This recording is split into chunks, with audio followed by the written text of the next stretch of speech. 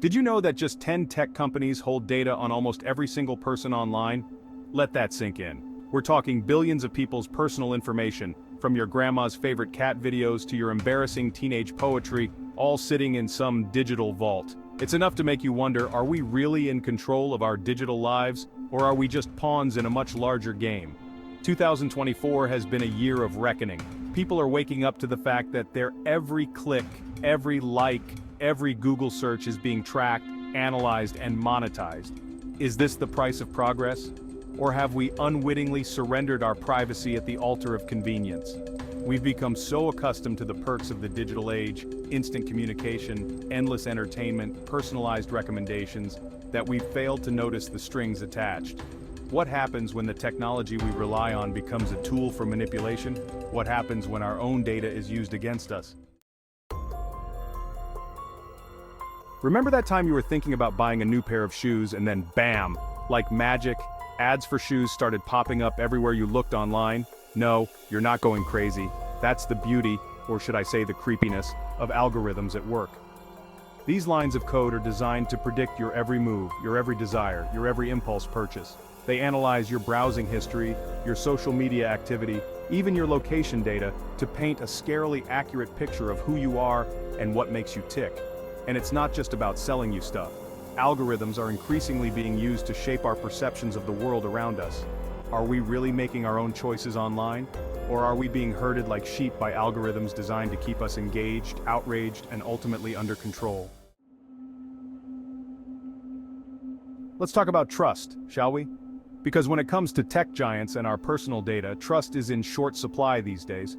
And frankly, who can blame us? We've been lied to, spied on, and manipulated for so long that it's hard to know who to believe anymore. Remember that whole Cambridge Analytica scandal? Millions of Facebook users' data harvested without their consent and used to influence elections. And then there's the whole issue of government surveillance. Edward Snowden blew the lid off that can of worms back in 2013, and things haven't gotten much better since then. Governments around the world are collecting vast amounts of data on their citizens, often in secret and with little to no oversight.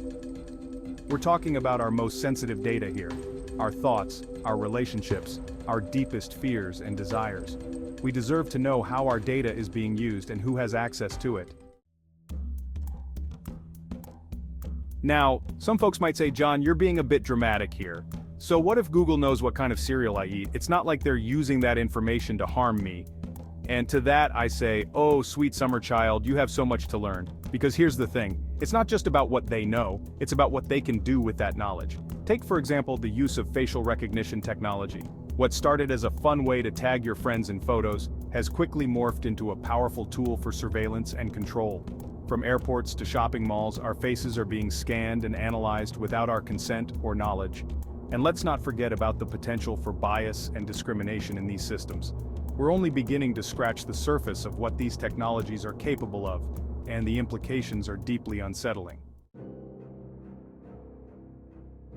Remember that app you downloaded a while back? The one that promised to make your photos look more professional? Turns out, it was also secretly accessing your microphone and recording your conversations. Don't worry, you're not alone. This kind of shady behavior is par for the course in the tech world, where profits often trump privacy. Just last week, a whistleblower from a major social media company revealed that the company was intentionally manipulating its algorithm to promote divisive and inflammatory content. Why? Because outrage equals engagement, and engagement equals ad revenue. This isn't just about privacy anymore, folks. It's time to wake up and realize that we're not just passive consumers of technology. We're active participants in a vast experiment, and the results are not looking good.